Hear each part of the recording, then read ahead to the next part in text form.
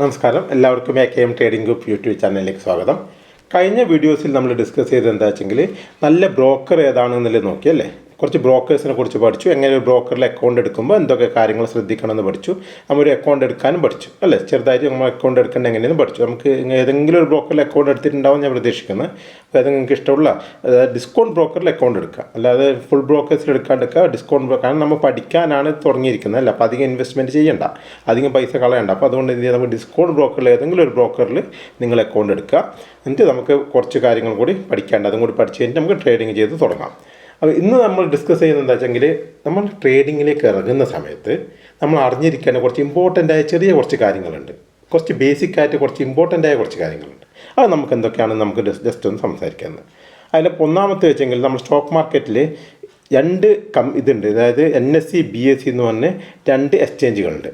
National stock exchange, Bombay stock exchange. വേറെ എക്സ്ചേഞ്ചുകളുണ്ട്, പക്ഷേ ഏറ്റവും ഇമ്പോർട്ടൻ്റ് ആയത് രണ്ടെണ്ണമാണ്: national stock exchange, Bombay stock exchange. ഈ രണ്ട് എക്സ്ചേഞ്ചുകളാണ് പ്രധാനമായിട്ടും ഇന്ത്യയിലുള്ളത്. അതിന് NSE BSE എന്നിങ്ങനെ പറയും. ഇതിൽ പ്രത്യേകത എന്ന് വെച്ചാൽ, NSEയിൽ നമ്മൾ സ്റ്റോക്ക് വാങ്ങിച്ചാൽ അത് BSEയിൽ വിൽക്കാം, BSEയിൽ വാങ്ങിച്ച സ്റ്റോക്ക് NSEയിലും വിൽക്കാം, അത് കുഴപ്പമില്ല. പിന്നെയെന്ന് വെച്ച് കഴിഞ്ഞെങ്കിൽ ഇതിൽ എങ്ങനെ കമ്പനികൾ ലിസ്റ്റ് ചെയ്യുന്നു എന്നുള്ളത് നമ്മളൊന്ന് നോക്കണം. കമ്പനികൾ ലിസ്റ്റ് ചെയ്യുന്നത് IPO എന്ന് പറയും, ഇനീഷ്യൽ പബ്ലിക് ഓഫർ. അതുവഴിയാണ് കമ്പനികൾ ലിസ്റ്റ് ചെയ്യുന്നത്. അതായത് ഒരു കമ്പനിക്ക് ആ കമ്പനി പബ്ലിക് കമ്പനി ആക്കണം എന്നുണ്ടെങ്കിൽ ആ കമ്പനിയുടെ കുറച്ച് ഷെയറുകൾ പബ്ലിക്കിന് വാങ്ങാനൊരു അവസരം കൊടുക്കും. ആ അവസരമാണ് IPO എന്ന് പറയുന്നത്. IPO വഴി നമുക്കത് അപ്ലൈ ചെയ്യാം. അപ്ലൈ ചെയ്യേണ്ട എങ്ങനെയാണ്, നമ്മളിപ്പോൾ ഒരു ബ്രോക്കർ അക്കൗണ്ട് എടുത്തിട്ടുണ്ടല്ലോ, ആ ബ്രോക്കർ അക്കൗണ്ടിൽ IPO എന്ന് പറഞ്ഞിട്ട് വേറെ തന്നെ ഒരു ഭാഗമുണ്ട്. അവർ ക്ലിക്ക് ചെയ്ത് കഴിഞ്ഞാൽ നമുക്ക് IPOയിലേക്ക് പോയി കഴിഞ്ഞാൽ ആ സമയത്ത് ഏതൊക്കെ IPO അവൈലബിൾ ആണ് എന്നുള്ളത് നമുക്ക് കാണും. ആ IPOയിൽ നമുക്ക് ആ കമ്പനിയുടെ IPOയിൽ നമുക്ക് ബൈ ചെയ്യാൻ ആഗ്രഹമുണ്ടെങ്കിൽ, ആ ഷെയർ വാങ്ങാൻ ആഗ്രഹമുണ്ടെങ്കിൽ നമുക്ക് എന്ത് ചെയ്യാം, അതിൽ ക്ലിക്ക് ചെയ്തിട്ട് നമുക്ക് അപേക്ഷ കൊടുക്കാം. ഇങ്ങനെ ഒരുപാട് പേര് അപേക്ഷ കൊടുക്കും.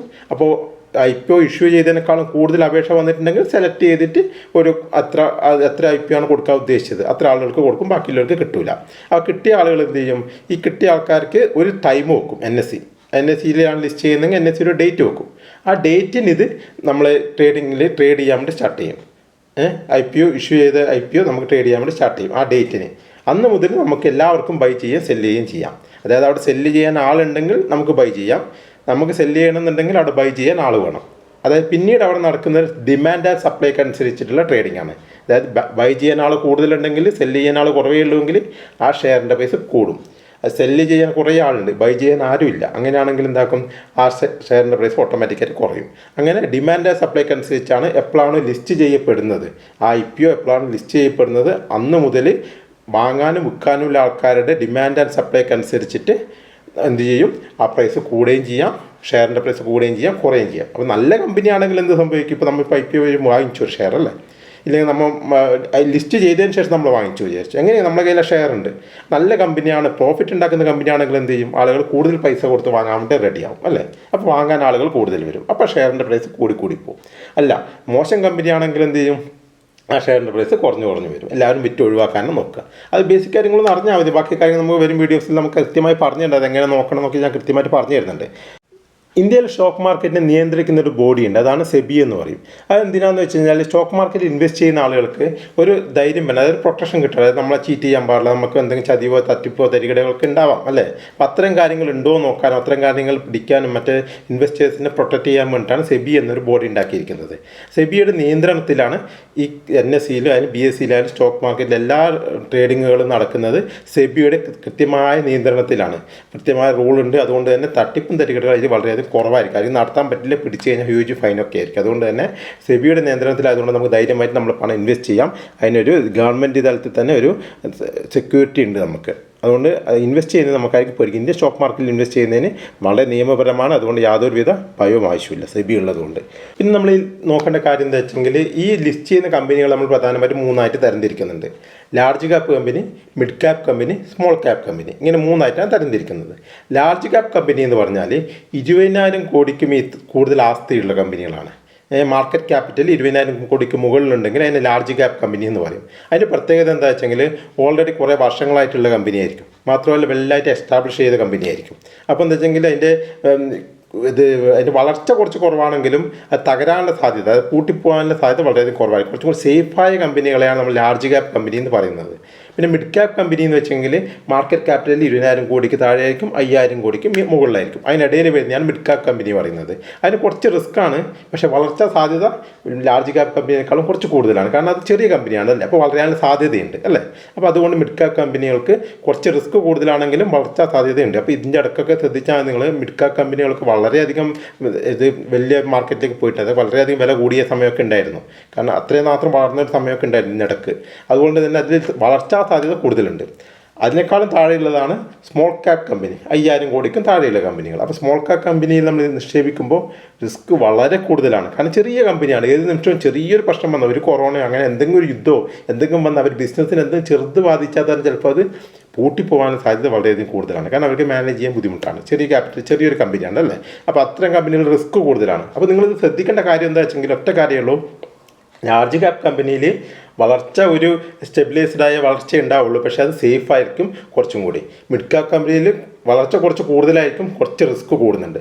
സ്മോൾ ക്യാപ് കമ്പനിയിൽ വരുന്ന സമയത്ത് വളർച്ചയ്ക്കുള്ള വലിയ സാധ്യതകളുണ്ട്, പക്ഷേ റിസ്ക്കും അതുപോലെ കൂടുതലാണ്. അപ്പോൾ നമ്മൾ അത് കൃത്യമായി മനസ്സിലാക്കുക. സ്മോൾ ക്യാപ്പിലേക്ക് വരുമ്പോൾ റിസ്ക് കൂടുതൽ, വളർച്ചാ സാധ്യതയും കൂടുതൽ. മിഡ് ക്യാപ്പിലേക്ക് വരുമ്പോൾ ഒരു മീഡിയം ലെവലിൽ വളർച്ചയ്ക്ക് സാധ്യതയുണ്ട്, റിസ്ക്കും ഒരു മീഡിയം ലെവലുണ്ട്. ലാർജ് ക്യാപ്പിലേക്ക് വരുന്ന സമയത്ത് റിസ്ക് വളരെ കുറഞ്ഞു, പക്ഷേ വളർച്ചാ സാധ്യതയും കുറച്ചൊന്ന് കുറഞ്ഞു, ഇല്ലയെന്നല്ല കുറച്ചൊന്ന് കുറഞ്ഞു. അങ്ങനെ അതൊരു ഐഡിയ നിങ്ങൾ മനസ്സിൽ വരണം. അങ്ങനെ 3 കമ്പനികൾ നമുക്ക് തരംതിരിക്കുക എന്നുള്ളൊരു ഐഡിയ വരണം. ഓക്കെ, ലാർജ് ക്യാപ് കമ്പനി എന്ന് വെച്ചാൽ നമ്മൾ റിലയൻസ് ലാർജ് ക്യാപ് കമ്പനിയാണ് അല്ലേ. ഇത് ഓയിൽ ബിസിനസ് ആണ്. റിലയൻസ് പല ബിസിനസ്സുണ്ട്, ഓയിലുണ്ട്, പിന്നെ നമ്മളെ ജിയോ, അതൊക്കെ റിലയൻസിൻ്റെ അടിയിൽ വരുന്ന അണ്ടറിൽ വരുന്ന കമ്പനിയാണ്. അപ്പോൾ വലിയൊരു കമ്പനിയാണ് അല്ലേ. അത് എന്ന് വെച്ചാൽ ലാർജ് ക്യാപ്, ഇന്ത്യയിലെ ഏറ്റവും വലിയ കമ്പനിയാണ് ഇപ്പോൾ മാർക്കറ്റ് ക്യാപിറ്റൽ വെച്ച് നോക്കുമ്പോൾ. അത് ലാർജ് ക്യാപ് കമ്പനിയാണ്. പിന്നെ ITC ഉണ്ട്, അതൊരു ലാർജ് ക്യാപ് കമ്പനിയാണ്. പിന്നെയുള്ള HDFC ബാങ്ക്, അത് ബാങ്കിങ് ആണ്, ഇപ്പോൾ അതും വലിയൊരു ലാർജ് ക്യാപ് കമ്പനിയാണ്. പിന്നെ ICICI ബാങ്ക്, ഭാരതി എയർടെൽ, അതൊരു ഒരു ടെലികോം കമ്പനിയാണ്, അതും ലാർജ് ക്യാപ് കമ്പനി. അങ്ങനെ ഒരുപാട് ലാർജ് ക്യാപ് കമ്പനികളുണ്ട്. ഇത് മിഡ് ക്യാപ് കമ്പനിയാണ്. മിഡ് ക്യാപ് കമ്പനിയിൽ വരുന്നത് ഏഞ്ചൽ വൺ ബ്രോക്കിംഗ് ഉണ്ട്, CPCL ഉണ്ട്, അങ്ങനെ ഒരുപാട് കമ്പനികൾ മിഡ് ക്യാപ്പിൽ വരുന്നത്. നിങ്ങൾക്ക് ഗൂഗിൾ ചെയ്ത് നോക്കിയാൽ മനസ്സിലാവുന്നതാണ്. പിന്നെയുള്ളത് വെച്ചെങ്കിൽ സ്മോൾ ക്യാപ് കമ്പനി, അതിൽ പ്രധാനമായിട്ട് ഡിഷ് TV, ഒരു TVൻ്റെ ഇതാണ്. ഡിഷ് TV ഒക്കെ സ്മോൾ ക്യാപ് കമ്പനിയിലാണ് വരുന്നത്. പിന്നെ TRF എന്ന് പറഞ്ഞിട്ട് ഒരു ഇതുണ്ട്, സ്റ്റോക്ക് ഉണ്ട്, അതൊക്കെ നമുക്ക് സ്മോൾ ക്യാപ് കമ്പനിയാണ്. അതിൻ്റെയൊക്കെ ക്യാപിറ്റൽ വളരെ ചെറുതായിരിക്കും. പിന്നെ ഇതിൽ നമ്മൾ സ്റ്റോക്ക് വാങ്ങുകയും വിൽക്കുകയും ചെയ്യുന്നത് നമ്മൾ ശ്രദ്ധിക്കുന്ന മറ്റൊരു കാര്യം എന്താ അറിയോ, വോളിയം ഉണ്ടോ നോക്കണം. വോളിയം എന്ന് വെച്ച് കഴിഞ്ഞാൽ വാങ്ങാനും വിൽക്കാനും അതിൽ ആൾക്കാർ എത്രമാത്രം ഉണ്ട് എന്നുള്ളതിനാണ് വോളിയം എന്ന് സൂചിപ്പിക്കുന്നത്. അതായത് നമ്മളിപ്പോൾ സ്റ്റോക്ക് വാങ്ങിച്ചു, ഉദാഹരണത്തിന് ഞാൻ പറയുന്നത് റിലയൻസിൻ്റെ ഒരു സ്റ്റോക്ക് നമ്മൾ 10 വാങ്ങിച്ചു അല്ലേ. നമുക്ക് നാളെ അത് വിൽക്കണം എന്നുണ്ടെങ്കിൽ വാങ്ങാൻ ആൾ വേണ്ടേ ഇവിടെ. അതിനാണ് ലിക്വിഡിറ്റി പറയുന്നത്, വാങ്ങാനും വിൽക്കാനും എത്രമാത്രം ആളുകളുണ്ട്. അപ്പോൾ ലാർജ് ക്യാപ് കമ്പനികളിൽ ഓൾമോസ്റ്റ് വാങ്ങാനും വിൽക്കാനും ഇപ്പോൾ ആളുണ്ടാവും. മിഡ് ക്യാപ് കമ്പനിയിൽ ഉണ്ടാകുന്നുണ്ട്. പല സ്മോൾ ക്യാപ് കമ്പനിയിലും നമ്മൾ വാങ്ങിച്ച് കഴിഞ്ഞാൽ നമ്മൾ പെട്ടുപോകും, വിൽക്കുമ്പോൾ വാങ്ങാൻ ആളുണ്ടാവില്ല. നമ്മൾ ഓൾറെഡി സ്റ്റോക്ക് വാങ്ങിച്ചു വെച്ചു അല്ലേ, നമുക്ക് ലാഭത്തിലുണ്ട് എന്ന് തന്നെ വിചാരിച്ചോളൂ, എങ്കിൽ നമ്മൾ വിൽക്കാൻ പോകുമ്പോൾ വാങ്ങാൻ അവിടെ ആളുണ്ടാവില്ല. അവിടെയാണ് നമ്മൾ ലിക്വിഡിറ്റി ശ്രദ്ധിക്കണം. ഒരു സ്റ്റോക്ക് വാങ്ങുമ്പോൾ ലിക്വിഡിറ്റി ഉള്ള സ്റ്റോക്കുകൾ മാത്രമേ നമ്മൾ ട്രേഡ് ചെയ്യാൻ വേണ്ടി പാടുള്ളൂ എന്ന് പറയും. ഏറ്റവും കൂടുതൽ ആളുകൾ വാങ്ങുകയും വിൽക്കുകയും ചെയ്യുന്നത് എപ്പോഴും വാങ്ങാനും വിൽക്കാനും ആളുകളുള്ള ഒരു സ്റ്റോക്കുകളാണ് ലിക്വിഡിറ്റി സ്റ്റോക്കുകൾ എന്ന് പറയുന്നത്. അത്തരം സ്റ്റോക്കുകളാണ് നമ്മൾ ബൈ ചെയ്യാൻ വേണ്ടി. ഒരുവിധം ഓൾമോസ്റ്റ് എല്ലാ കമ്പനികളിലും ലിക്വിഡിറ്റി ഉണ്ട്. വളരെ കുറച്ച് കമ്പനികളിൽ ലിക്വിഡിറ്റി ഇല്ലാത്ത വളരെ കുറച്ച് കമ്പനികളേ ഉള്ളൂ. അത് നമുക്കൊന്ന് സെർച്ച് ചെയ്താൽ തന്നെ മനസ്സിലാവുന്നതേ ഉള്ളൂ. അതൊന്നും ആരും നമ്മളൊന്നും വാങ്ങിക്കേണ്ട ആവശ്യം വരുന്നില്ല. ലിക്വിഡിറ്റിയിൽ ഒരുപാട് നല്ല കമ്പനികളുണ്ട്.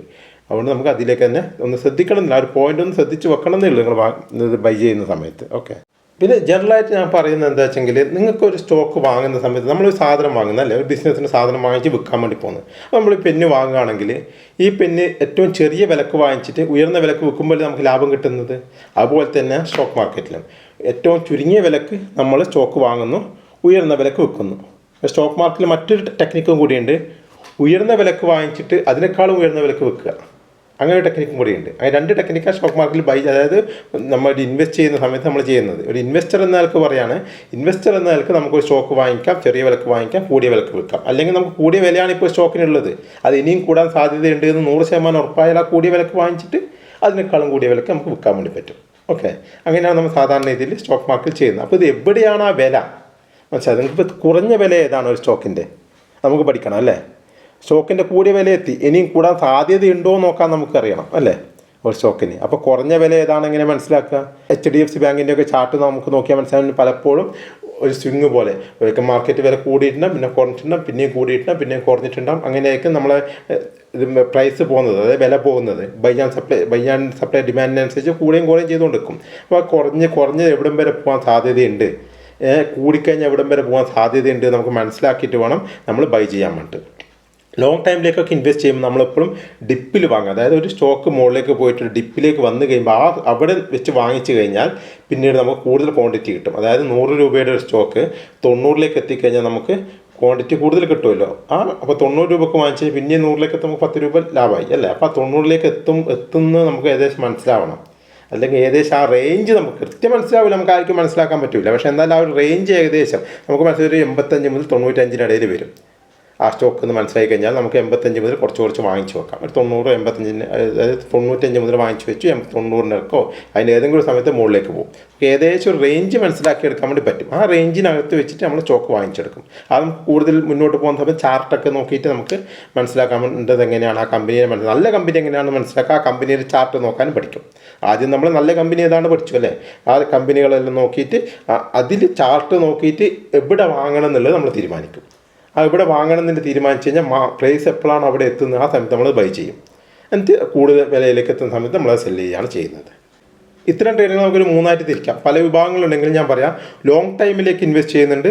സ്വിംഗ് ട്രേഡിംഗ് എന്ന് പറഞ്ഞാൽ എന്താണ്, നമ്മൾ ഇന്നൊരു സ്റ്റോക്ക് വാങ്ങിച്ചു ഏകദേശം ഒരു വർഷത്തിനുള്ളിൽ നമ്മൾ വിൽക്കുകയാണെങ്കിൽ ചെറിയൊരു ലാഭം, അതായത് ഒരു സ്റ്റോക്ക് താഴേക്ക് വന്നു കുറച്ച് മുകളിലേക്ക് പോകും നമുക്കറിയാം.